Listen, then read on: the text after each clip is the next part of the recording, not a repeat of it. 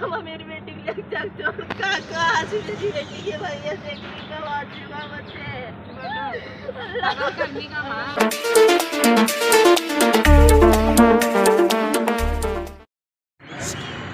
नाज़रीन आदाबियास इंडिया में आपका खैर मकदम है।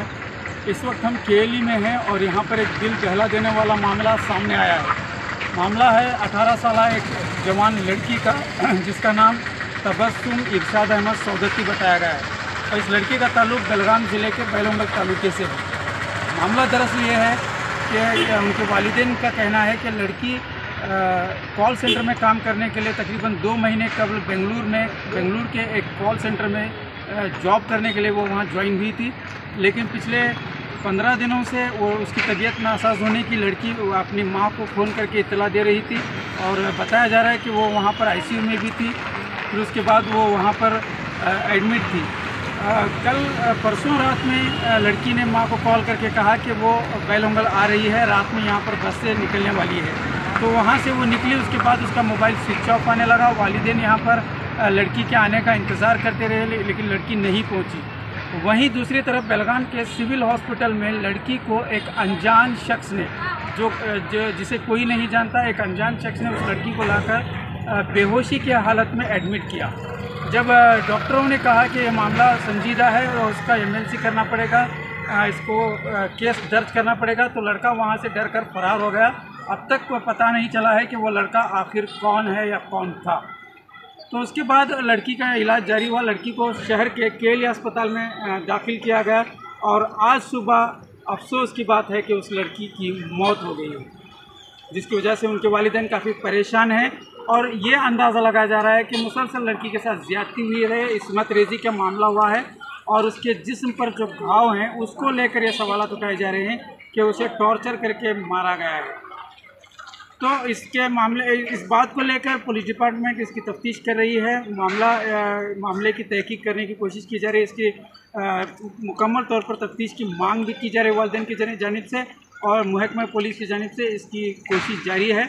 और जो लड़का वहाँ पर लाकर छोड़ा था, जो शख्स वहाँ पर लाकर उसको लड़की को एडमिट किया था, उसकी तलाश इस वक्त जारी है। और बेंगलुरु की जो कॉल सेंटर में लड़की काम करती थी, कॉल सेंटर वालों से भी रब्ता करने की पुलिस इस वक्त कोशिश कर रही है।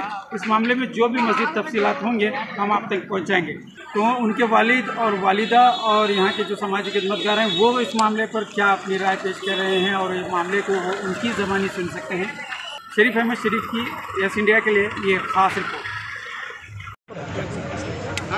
मैं बस इतना कहना चाहता हूँ कि भाई जब मेरी बेटी की ये हालत ऐसी कैसा हुई, ये मुझे इंक्वायरी चाहिए, बस इंसाफ चाहिए मुझे। आपकी बेटी के जो जिस्म पर जख्म वगैरह बोल रहे हैं तो आपने देखे हैं, आपको क्या लगता है? मुझे ऐसा लग रहा था कि वो डॉक्टर लोग बोले कि ऐसा कुछ हुआ नहीं है, फिर भी इसको गिर के मार लगी है, ऐसा बोल रहा हूँ। हाँ, आपकी बेटी आपको कब बोल कर गई? कितने दिन हुए? हमारे साथ वो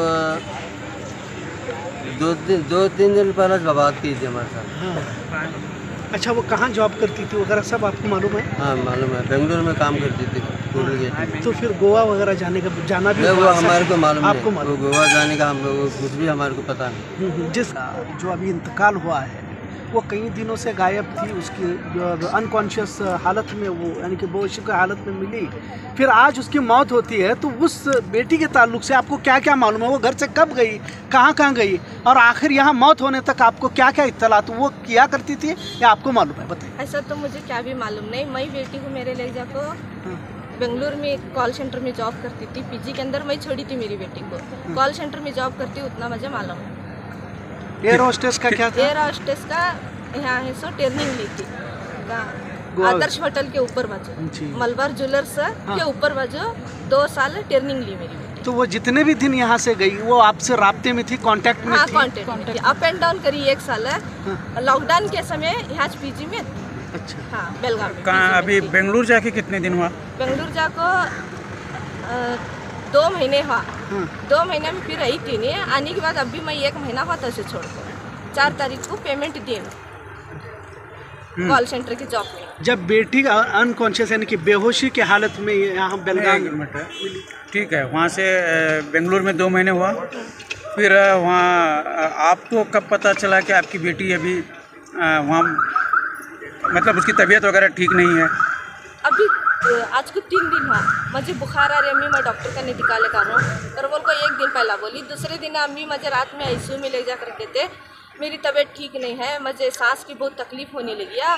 उसके बारे में मैं नहीं रहती, मैं डॉक्टर को बोल को निकल ले, कोई मुझे डॉक्यूमेंट्स क्या नहीं दे, मैं जाता हूँ करके निकू कर बोल को 1:30 को बोली। जो आप छोड़ी थी कि जॉब नहीं, जॉब को हूँ बोली थी, कॉल सेंटर में जॉब में हूँ बोली थी। हाँ, मैं आता हूँ तुम्हें आऊँ को। बेहोशी के हालत में जब वो यहाँ मिली तो आपको किसने बताया? मैं मेरी बेटी का कॉल फ़ोन को लगाई थी, वो कौन उठाए थे मुझे मालूम नहीं था। उन्हीं क्या बोला कंप्लेंट होता बोल को मैं छोड़ को जा रहा हूँ तुम्हारी बेटी को, कर बोल को फ़ोन लेकर फरार हूँ। आपकी बेटी के साथ ज्यादती हुई है ये आपको मालूम है या नहीं? नहीं मालूम। आपने लाश को नहीं देखा? देखे तो बउआ कुंवर खरोच थी, मार लगे सोता उतना। तो फिर उससे आपको अंदाजा नहीं हुआ कि बेटी के साथ ज्यादती हुई है? टेंशन की वजह से कुछ भी मालूम नहीं पड़ा, टेंशन में थे ना इसलिए नहीं मालूम पड़ा। और वहाँ से बेंगलुरु से निकलने से पहले आपको कॉल आई थी? हाँ आई थी। क्या बोले थे? क्या नहीं, मैं बस में बैठूँ, मुझे ऊपर की सीट मिली अम्मी, नीचे सीट नहीं मिली कर। हाँ, वो और वहाँ से एक फ़ोटो भी भेजा था।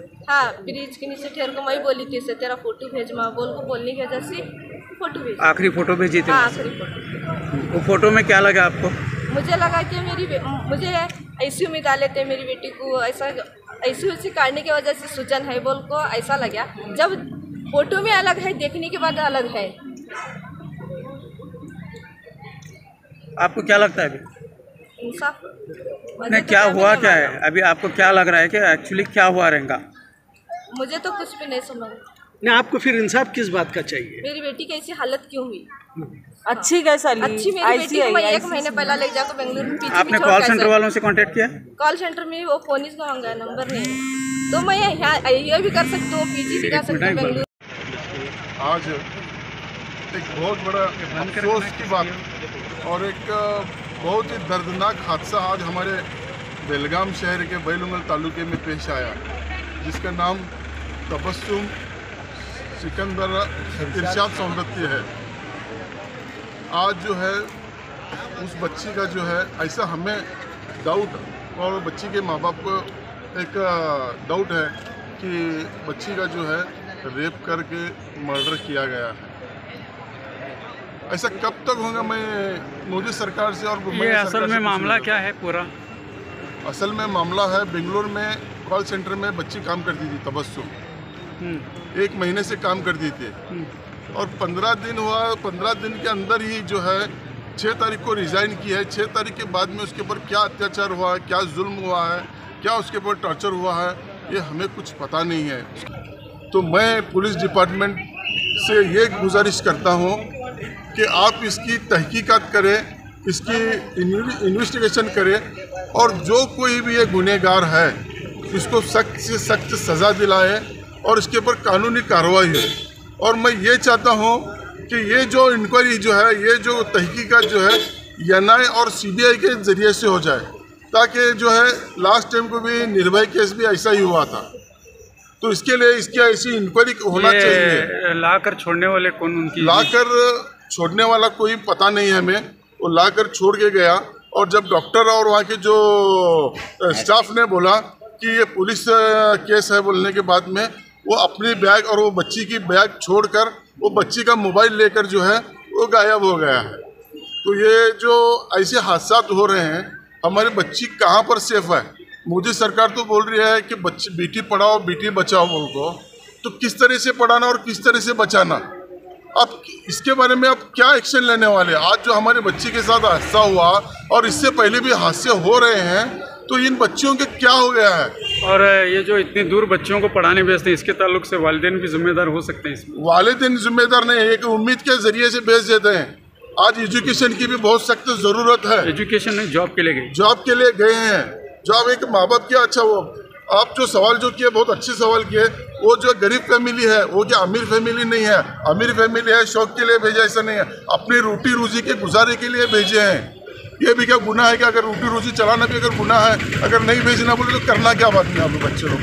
तो इसके लिए मैं आपके मीडिया के ज़रिए से जो है मैं कर्नाटक की बोम्मैया सरकार को और सेंट्रल की मोदी सरकार को ये कहना चाहता हूँ कि आप ये कब तक तमाशा देखने वाले अपने बच्चियों का? कुछ तो भी इसके बारे में एक एक्शन लो, कुछ तो भी एक बिल पास करो। आप हर तरीके का बिल पास कर रहे हैं, लेकिन बेटियों का जो है रेप करके जो अत्याचार हो रहा है, रेप करके उनका मर्डर किया जा रहा है, उसके बारे में क्यों नहीं बिल पास करते? क्यों आपको आपके हाथ में कुछ पावर है कि नहीं है ऐसे कुछ भी सजा देना, या तो सजा के बाद में रेप होना बंद होना, ऐसा कुछ है कि नहीं आपके पास? अंदाजा लगा तुम्हें क्या समझ सकते, उसे क्या गुजरा चिंगा। अब उसे देखते बराबर हमें तो रो पड़े, अतः जख्म और पवा को हाथा को देखने की हालत नहीं है। उसके साथ ज्यादती तो ये तो है ज्यादती हुई, और वो कौन करा वो मालूम नहीं है। ये बात ये एक बात बोलो तुम्हें यहाँ लो कि तुम ये लड़की बेंगलुरु से चाहिए कर को तुमने कैसा कंफर्म है? बेंगलुरु हाँ बेंगलुरु की बस में बैठी हूँ मैं, बैलुंगल को आ रहा हूँ मैं, बैलुंगल की बस कर बोल को मैं समझ को बैठी है, बेलगाम की बस है तब इतना मालूम मैं पूछे के बाद उसे वो भी बात करनी नहीं। अभी ये जो तुम्हारे बाजू में बैग है ये किसकी? तुम्हारी बेटी की। बैग ये कहाँ से मिली? ये शिवल हॉस्पिटल, सिविल हॉस्पिटल में थी। ये लड़का साथ में रख के गया। लड़की की बैग का है, ये लड़की की है, ये लड़की की बैग है। ये किसकी बैग है वो मालूम नहीं, इसके अंदर फोटो है, फोटो भी है। हाँ फोटो है। ठीक है, वो पुलिस डिपार्टमेंट वाले खोलेंगे। शो एक मिनट देखेंगे। हाँ ये तरह से है, ये लड़के का फोटो है, ये बैग के अंदर है। ये कौन है इसका पता लगाओ, मेरी बेटी को इंसाफ दिलाओ अल्लाह के वास्ते।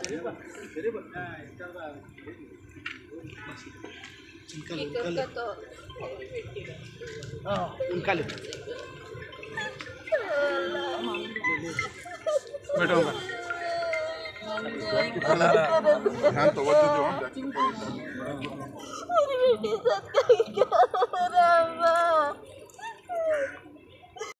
मेरी बेटी मेरी बेटी के भैया देखने का वाजिबा मुझे करने का मैं क्या सबर करते थी 2 दिन से आपा क्या करते हैं, किसके ऊपर क्या भरोसा करना चाहिए? अल्लाह